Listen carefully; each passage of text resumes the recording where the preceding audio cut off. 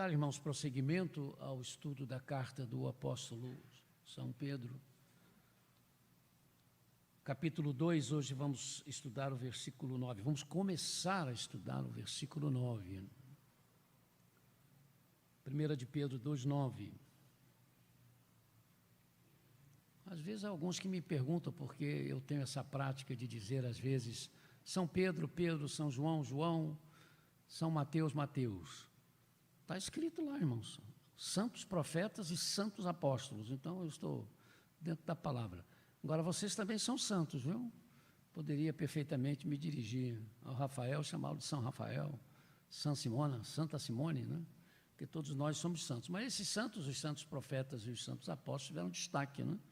Na vida da formação espiritual nossa. Não que estejam pedindo por nós, ou saibam o que está acontecendo, mas não há nenhum impropério, nenhum equívoco chamar.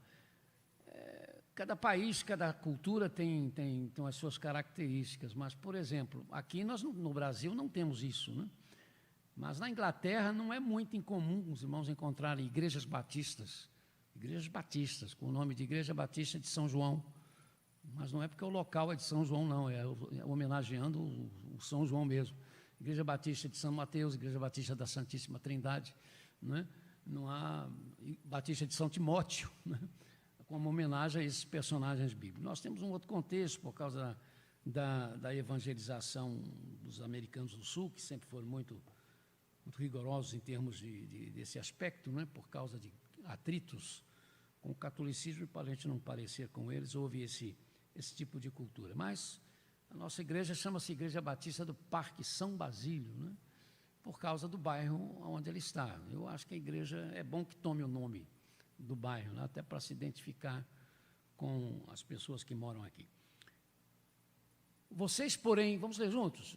Vocês, porém, são geração eleita, sacerdócio real, nação santa, povo exclusivo de Deus, para anunciar as grandezas daqueles que o chamou das trevas para a sua maravilhosa luz.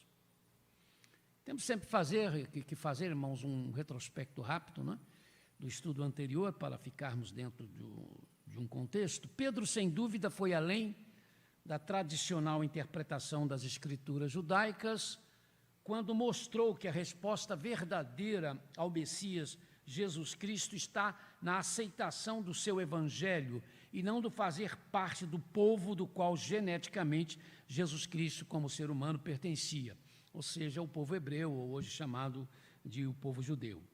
Após descrever o novo nascimento e a transformação ética que se faz necessária à nutrição espiritual dos que nascem em Cristo, o apóstolo descreveu tanto o Senhor Jesus Cristo quanto os cristãos como pedras vivas na construção do que ele chamou de casa espiritual, mas na qual Cristo é a pedra angular, fundamental, é a base.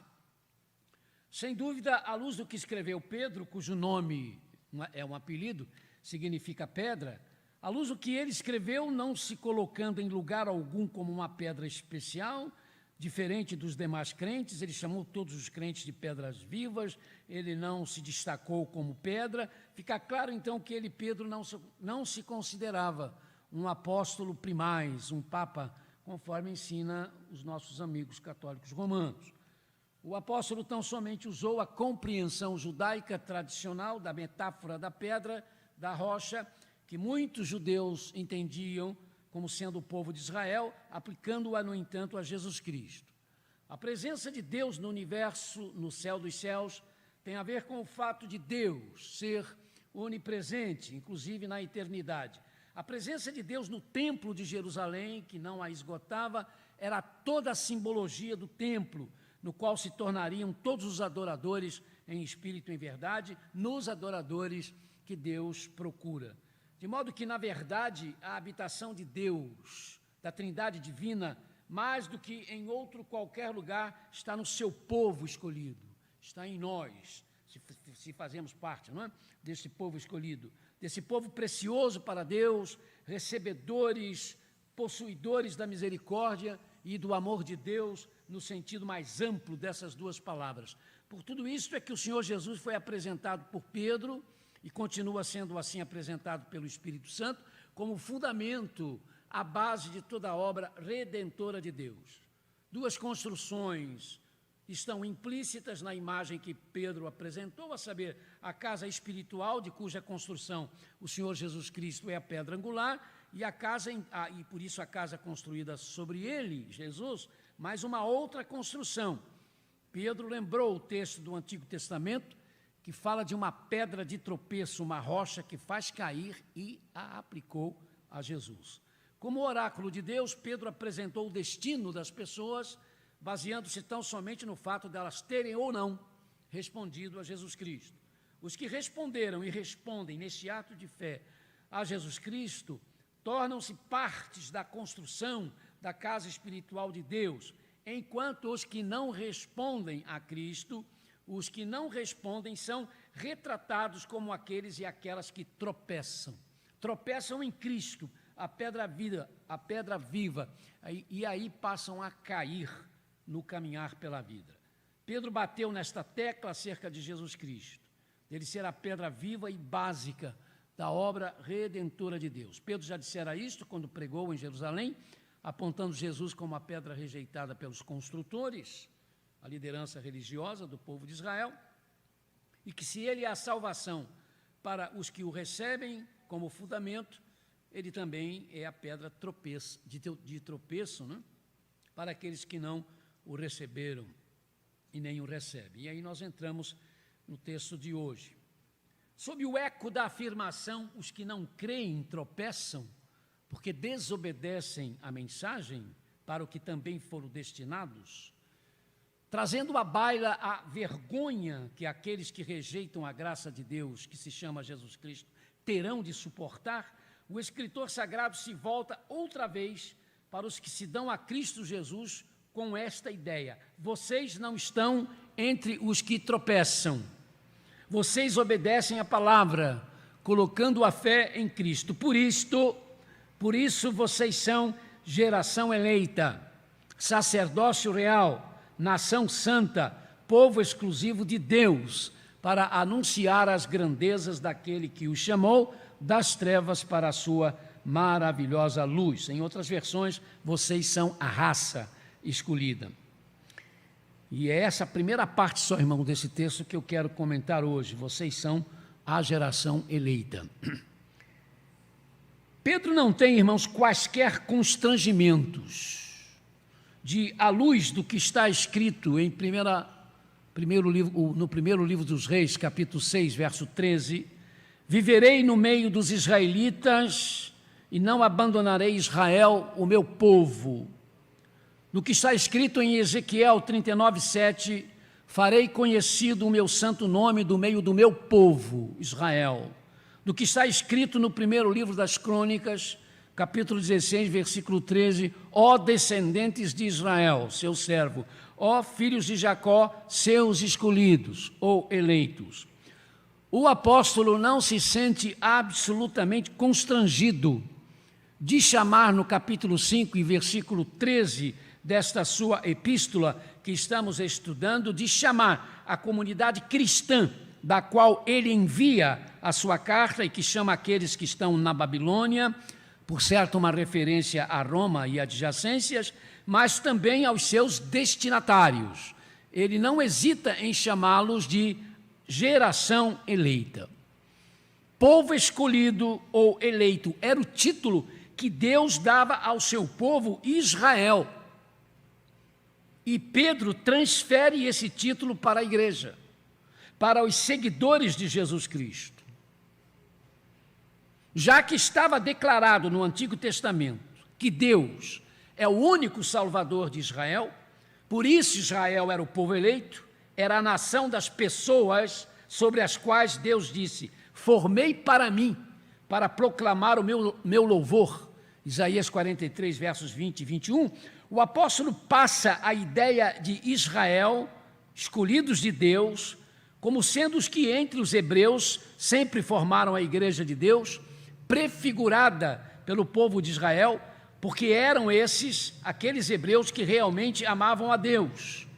De modo que todos quantos em Jesus Cristo, então Pedro faz esse raciocínio, passassem a amar a Deus por causa de Jesus Cristo, tornar-se-iam no Israel de Deus, completo, perfeito, definitivo. A palavra raça ou povo que Pedro usou foi a palavra grega genos. O termo genos aplica-se aos descendentes de uma linhagem comum. No caso do Antigo Testamento, literalmente falando, escolhidos, eleitos, povo de Deus, escolhidos, eleitos, povo de Deus, eram títulos, designações que se referiam ao povo descendente fisicamente de Abraão. Mas sendo em Abraão, Deus disse, abençoadas todas as famílias da terra, Gênesis 12, 13, o oráculo de Deus, Pedro, aplicou então diretamente os mesmos títulos, ou esse mesmo título de geração eleita, aos seus leitores cristãos do primeiro século na Ásia Menor e em todo o Império Romano. Em outras palavras, Pedro estava declarando que todos quantos crescem em Jesus Cristo, quer fossem judeus, gregos, romanos, capadócios, bitínios, fossem quais fossem suas raças, todos quantos crescem em Jesus Cristo, eram de fato o povo de Deus, o Israel de Deus, os filhos de Abraão, a raça, a geração escolhida. Gente que homens ou mulheres, crianças, jovens ou anciãos, que nasceram ou estavam nascendo de novo, por meio da esperança viva que é Jesus Cristo, sua crucificação e ressurreição, que é o que cremos, ensinamos e confessamos hoje, o povo de Deus, o Israel de Deus, os filhos de Abraão, a raça, a geração escolhida hoje, são todos os homens e todas as mulheres, todas as crianças, todos os jovens e anciãos que nasceram, estão nascendo e ainda nascerão de novo, por meio dessa esperança viva que é o Senhor Jesus Cristo em sua crucificação e ressurreição. Os judeus que se converteram desde os tempos primevos ou primitivos da igreja, os judeus que se convertem hoje e os judeus que se converterão ainda, são parte do Israel de Deus completo, final, junto aos da igreja de Jesus Cristo. Deus avisou no Êxodo, ao falar sobre as nações, que toda a terra era dele. E em Isaías 66, 18, ele avisou que um dia juntará todas as nações e línguas para verem a sua glória. Então, os judeus como um todo, como todas as nações, estão incluídos neste aviso. Foram criados para verem a glória de Deus. Mas física e materialmente falando, nós podemos dizer que os judeus se constituem numa posse especial de Deus. Porque foram os judeus o povo da antiga aliança, porque foi entre eles os judeus que nasceu o Messias de Deus, Jesus Cristo, a bênção para todas as nações, que viria da descendência de Abraão, porque foram dos judeus que saíram os primeiros cristãos, como o verdadeiro Israel. Os judeus como raça, como povo, de qualquer forma, ainda possuem as marcas da antiga aliança, substituída pela nova aliança, que está agora no novo Israel de Deus, a igreja. Mas, de qualquer forma, os judeus também são um memorial, uma lembrança do plano de Deus para a redenção da humanidade. Por isto, permanecem na história e estão como nação na terra que foi dada a Abraão, aquele que foi separado por Deus, para gerar o povo no meio do qual nasceria aquele que tornaria possível a nova aliança e a redenção da humanidade. Estão naquela terra, mas não na terra toda que Deus prometeu a eles. Eles nunca conseguiram, salvo nos tempos do rei Salomão, conquistar toda a terra que havia sido prometido. Nunca mais fizeram isso e não estão nesta terra. Por isso recuperaram Jerusalém, que é a alma judaica. Mas porque não receberam Jesus Cristo, porque o crucificaram, não são, espiritualmente falando, filhos e filhas de Deus. Não são mais, no sentido exato da palavra, o Israel de Deus. O Israel de Deus hoje chama-se Igreja de Nosso Senhor e Salvador Jesus Cristo. Deus avisou que chegaria o dia em que aquele povo de Israel não seria mais o seu povo, mas que haveria um outro povo, ao qual Deus chamaria de seu. Paulo disse isso em Romanos 9, 25, repetindo o que Oséias, o profeta Oséias, já havia dito no capítulo 2, 23 do livro que tem o seu nome. Se os judeus, nesses tempos finais, irão se converter, na sua grande maioria, ao Evangelho de Cristo, isto é passível de interpretação. Mas seja como for, todos os judeus que se convertem ou vão se converter a Cristo são parte ou farão parte igual com os não-judeus que receberam a Jesus, desse Israel de Deus hoje, a Igreja de Cristo.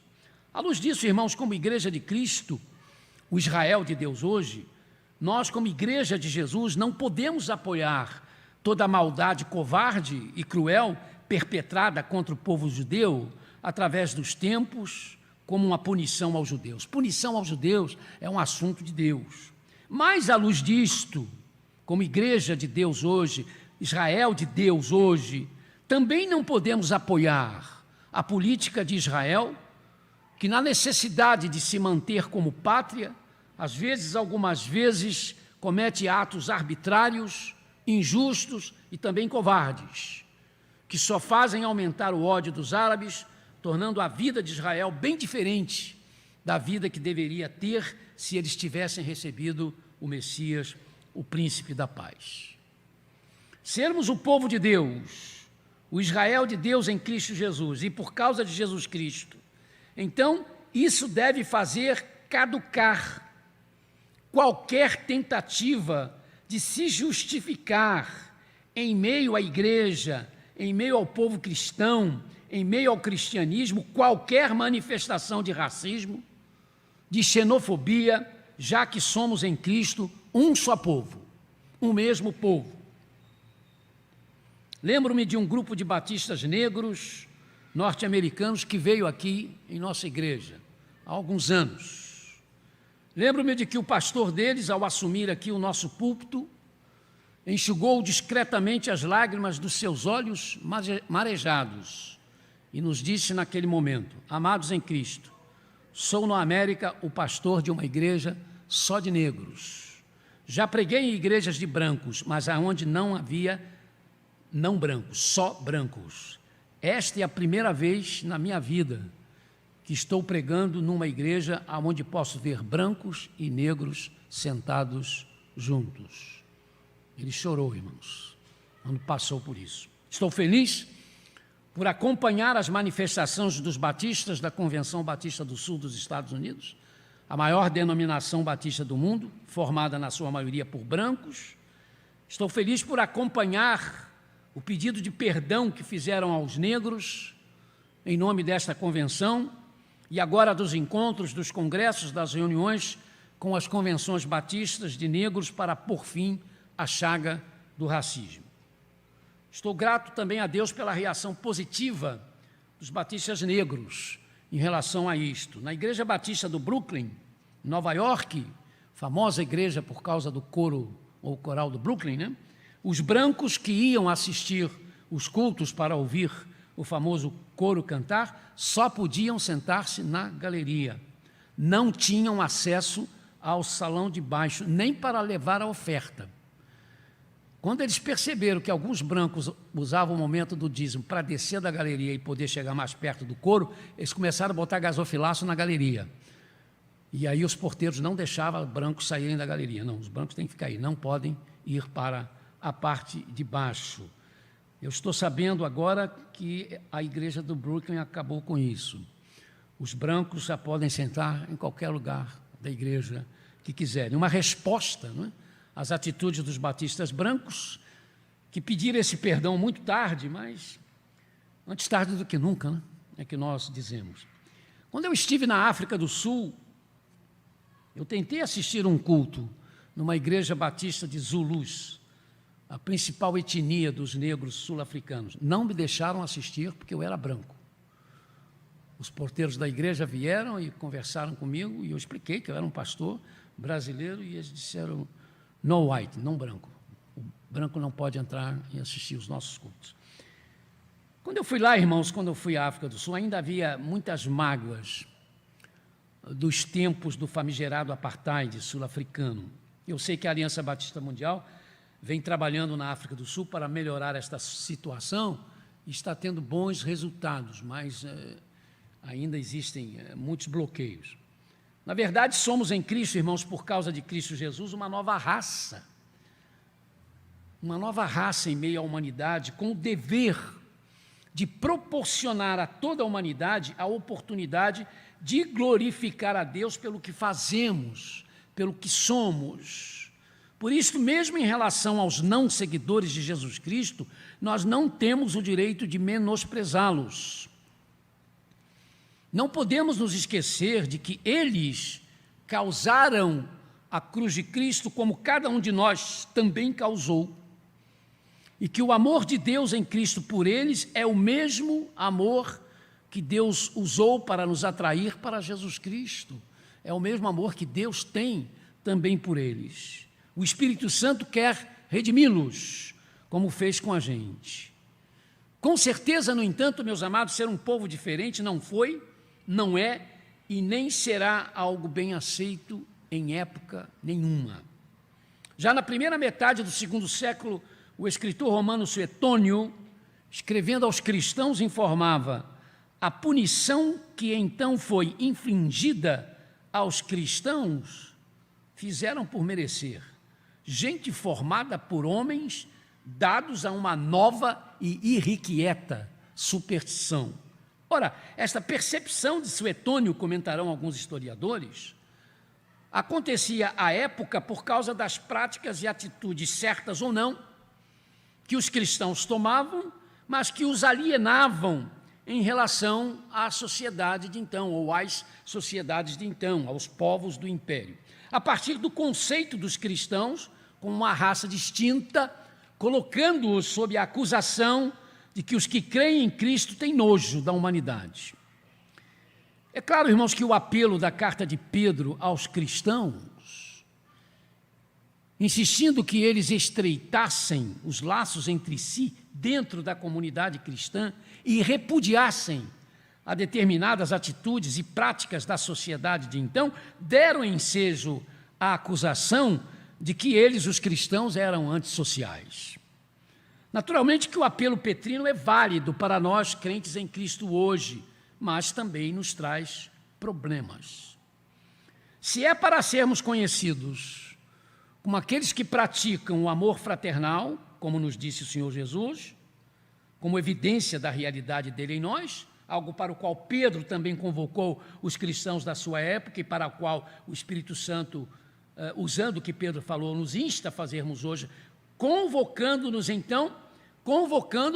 ainda também a repudiarmos e nos opormos a determinadas práticas e posturas da sociedade ao nosso redor. Mas todas as vezes que fazemos isso, mas somos convocados pela palavra para isso, nós vamos ter inevitavelmente problemas com determinados segmentos da sociedade.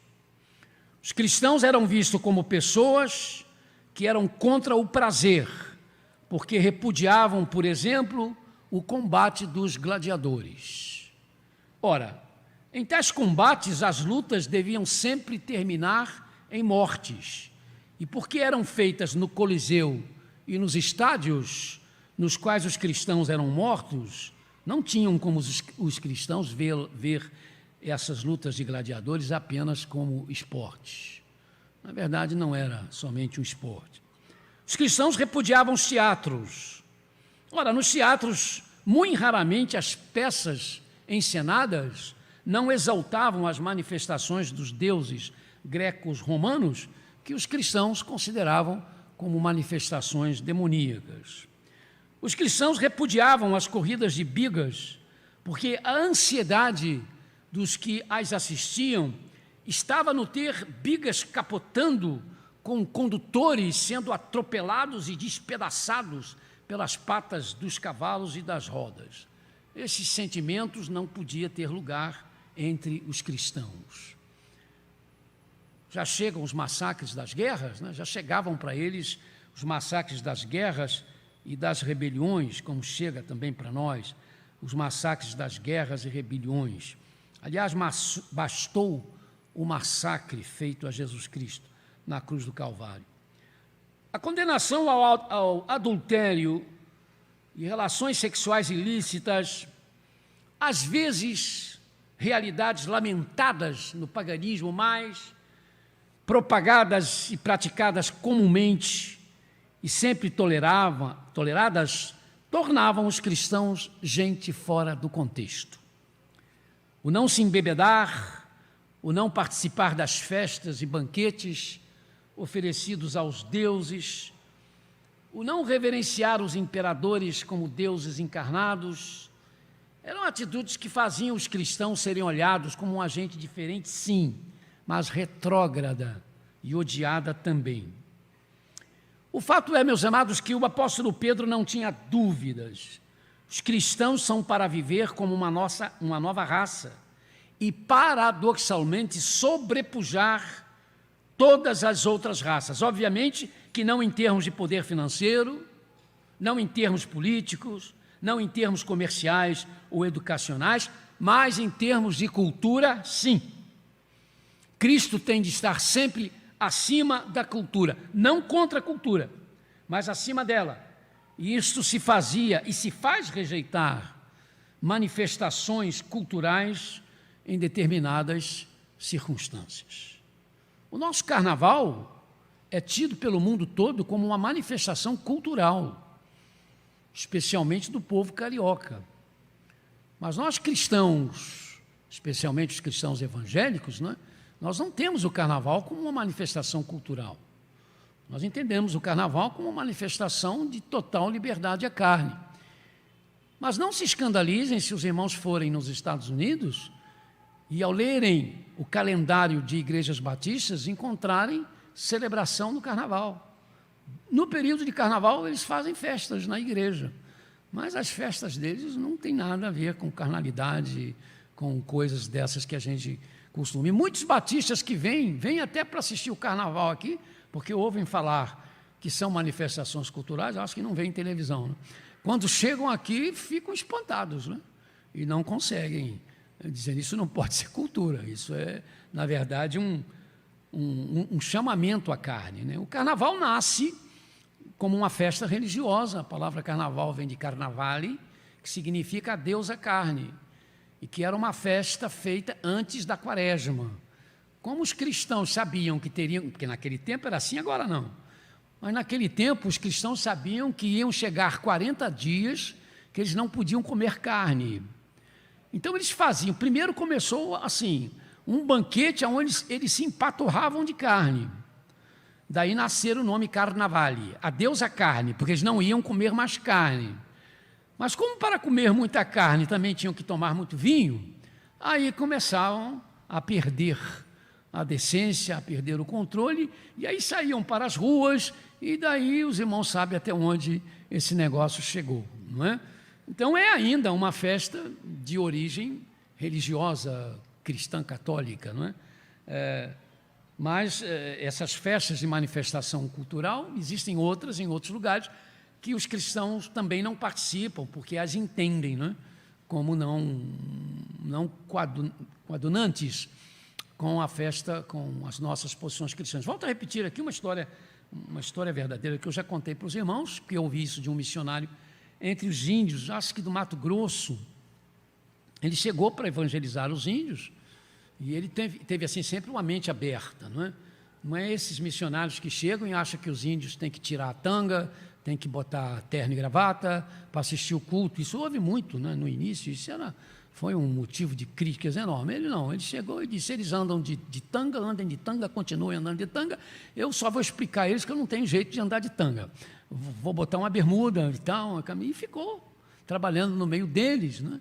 E começou a evangelizar e ganhar a amizade deles, e começaram algumas pessoas se converterem, e alguns jovens se converteram.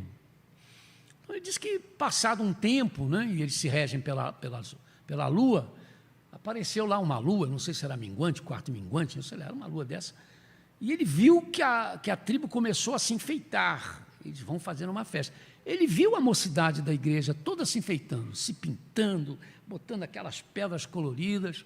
E aí começou uma dança, e dançaram a noite toda. E a juventude da igreja dançando junto. Dançaram a noite toda.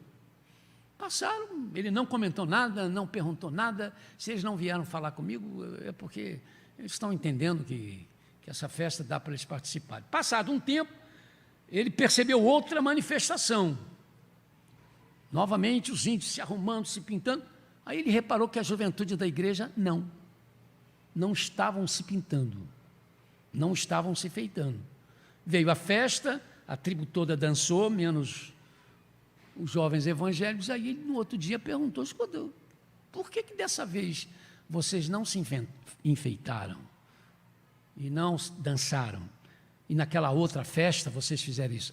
Aquela outra festa é para nós contarmos a nossa história, como é que nós surgimos, qual é a nossa origem. Agora, esta festa é invocando os espíritos da natureza. Esta nós não participamos, porque nós não invocamos mais os espíritos da natureza. Quer dizer, era uma festa cultural para a tribo, mas para os cristãos, não. Esse tipo de cultura a gente já não pode aceitar. E muitas vezes na vida, não é? E a gente vai enfrentar tantas vezes isso. Todas as épocas de São João, né, de festa de São João, eu sou procurado por professores para perguntar como é que faz, como é que não faz, né? Eu digo, faz fora do calendário, e só não canta aquelas músicas de São João. Eu pedi a São João, né, que me desse um matrimônio, porque aí vira religião, aí já é invocação aos santos, né? Mas é complicado. Os irmãos imaginem isso no Nordeste. Aqui não é tanto, mas você escapar dos festejos de São João, na Paraíba, no Rio Grande do Norte, gente, é complicadíssimo, né? E aí muitos são taxados de anticulturais, de inimigos da cultura, de fanáticos, disso e daquilo, né? E alguns conseguem explicar: não, eu não sou contra a festa, eu não sou contra comer canjica e nem paçoca, quentão não, quentão a gente não toma mesmo não é? Mas eu sou contra ficar aí invocando os santos aí, porque nós não temos nisso.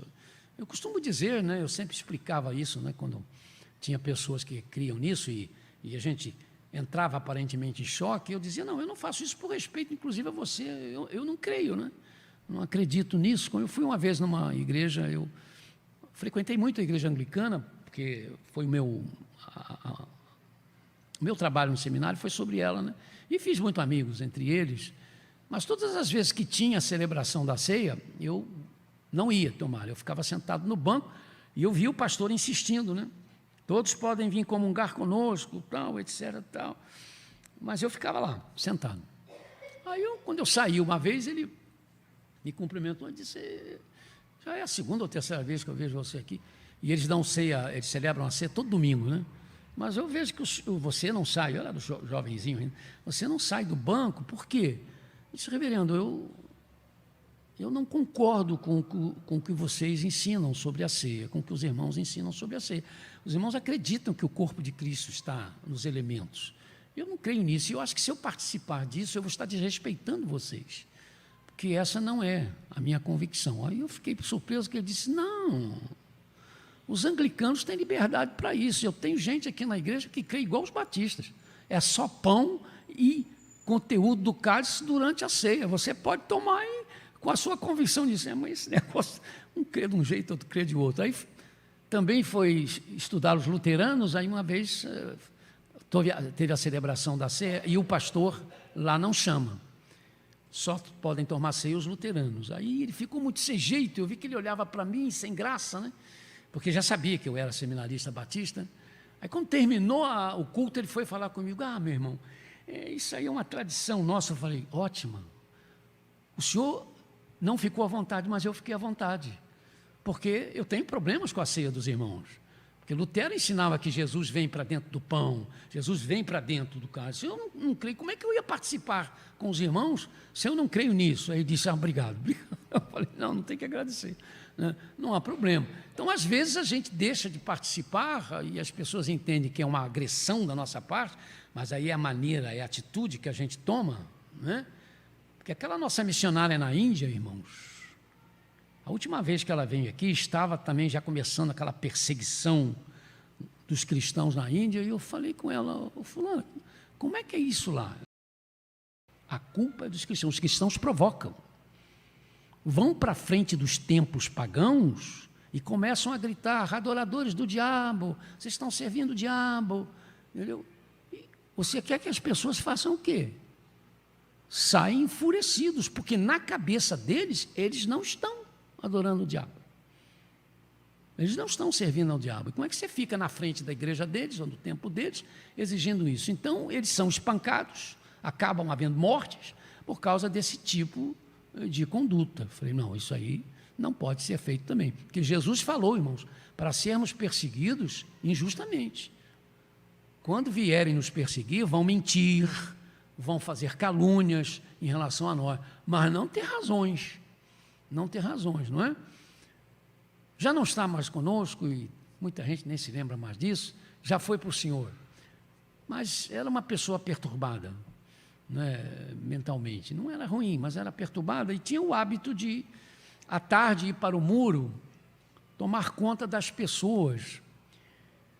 E quando descobria, e às vezes descobria, porque o diabo faz chegar a essas coisas, né, que alguma vizinha, o marido dela estava traindo, ela ia para a vizinha e falava, ó, teu marido está te traindo. Meus irmãos, eu recebi uma comissão do bairro aqui. Vieram falar comigo, disse, se o senhor não tomar uma providência, nós vamos bater nela. Eu falei, não batam não. Ela... Não, mas não dá mais para ninguém aguentar. Entendeu? Aí eu tive que chamar ela no gabinete, sério, a senhora não vai mais fazer isso. Mas eu tenho a verdade, eu não posso esconder a verdade. Essa verdade a senhora não precisa falar para ninguém, não. Entendeu? Isso é verdade, não traz nada de bom para ninguém. Deixa que cada um cuide de si e depois o que planta se colhe. A verdade que a irmã tem que falar é do amor de Cristo, que pode, inclusive, mudar a situação desse marido, mas não é isso que a senhora está fazendo. Mas é complicado, né? Dela entender as coisas. Então, não é isso. Então, ela estava para apanhar, e se apanhasse... ela tinha uma frase que me doía muito, porque às vezes ela dizia assim, eu sofro mais do que Jesus Cristo. Eu olhava para ela, não fala isso não, meu irmão, não fala isso não, ninguém sofreu mais do que ele. O que ela ia falar se apanhasse? Eu não disse para o senhor que eu sofro mais do que Jesus Cristo? Não, sofre não, Jesus nunca fez isso. Eu nunca saiu falando da vida de ninguém, não é? Às vezes chamava, repreendia a atenção, mas da forma que nós conhecemos. Então, irmãos, fica aqui essa lição que se encerra, não é?